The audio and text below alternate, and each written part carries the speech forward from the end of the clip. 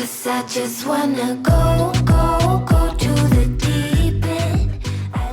टेक्नोरोवेज में आपका स्वागत है। आइए दोस्तों, आज का वीडियो बड़ा इंपॉर्टेंट है और टेक्नोरोवेज क्लासेस पार्ट 2 में आपका स्वागत है।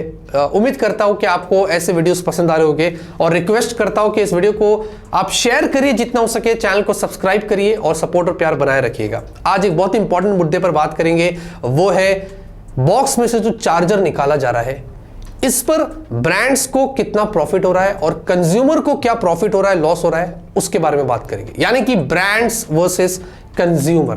तो टेक्नोरोवेज क्लासेस मोड को ऑन करते हैं और आपको विस्तार में बताते हैं कि असली गेम यहां पर क्या है। आइए, टेक्नोरोवेज क्लासेस में आपका स्वागत है। तालियां मत बजाइए, शांति से बैठिएगा, फिंगर ऑन योर लिप्स। कोई मस्ती करता दिखा तो पिटेगा, अटेंडेंस लगाइएगा, और जो लेट आया और जो नहीं आया कोई बात नहीं, बाद में आइए। लाइक करिए, सब्सक्राइब करिए, इधर तो सब चलता है। खैर, अब यहां पर 3 पार्ट में ये डिवाइड होएगा और हम सबसे पहले जाते हैं। ध्यान से सुनिएगा, बड़े विस्तार से आपको ऐसा बताने वाला हूं कि क्या गेम चल रहा है।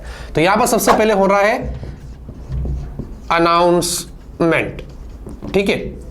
अब इसमें शुरुआत कहां से हुई थी? 2020 में एप्पल ने फर्स्ट टाइम एवर अनाउंस किया था कि वो उनके आईफोन 12 सीरीज में चार्जर्स नहीं देगा। किसमें? IPhone 12 series. क्या बोला था कि हम चार्जर बॉक्स में नहीं देगा, और यहां से बहुत सारे लोग शॉक्ड हो गए कि ये क्या माजरा है।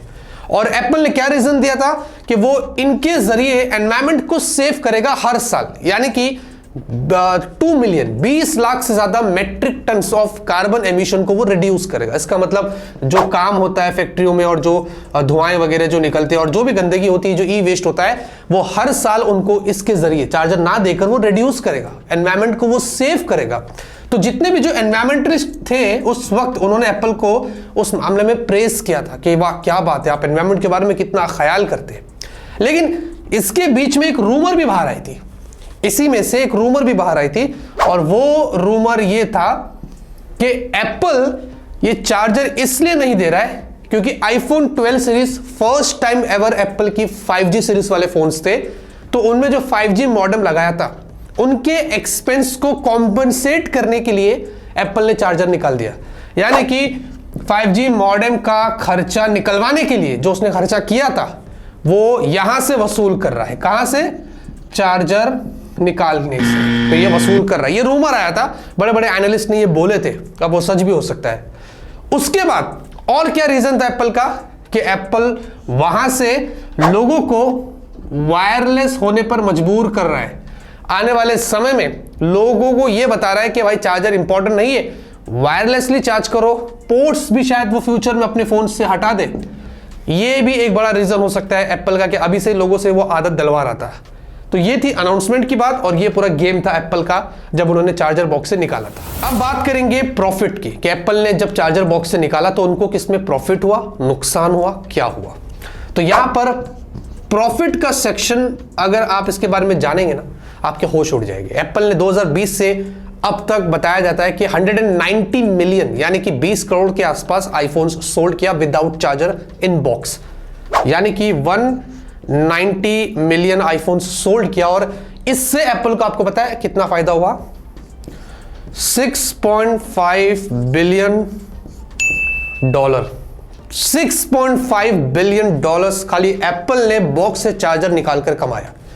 इसके अलावा जो 300 मिलियन जो डॉलर कमा रहा है एक्सेसरीज से, वो अलग है। जो एप्पल की एक्सेसरीज बिक रही है वो अलग। ये तो सिर्फ चार्जर निकालकर एप्पल इतना पैसा कमा लिया जिसकी कोई हद नहीं है।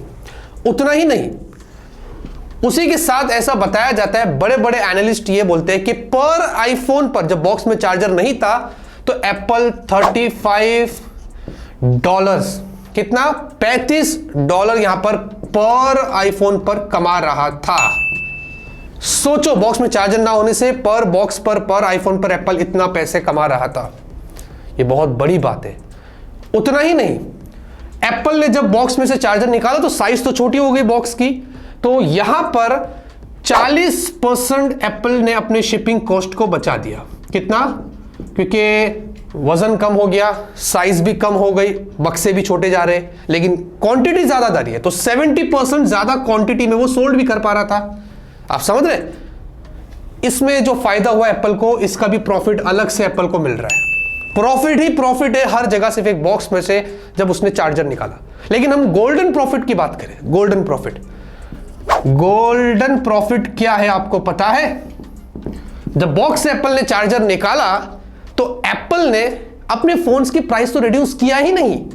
जब आपने चार्जर निकाला तो प्राइस तो कहीं ना कहीं आपको कम करना पड़ेगा ना, थोड़ा बहुत, मतलब यूजर्स के लिए तो सोचना पड़ेगा। नो प्राइस रिड्यूस्ड, मतलब यूजर वही सेम प्राइस दे रहे हैं जो पहले आईफोन में देते थे, वो बाद में भी वही दे रहे हैं, इनफैक्ट थोड़े बढ़ भी गई प्राइस। तो उसमें भी एप्पल को प्रॉफिट ही प्रॉफिट हो रहा है चारों तरफ से।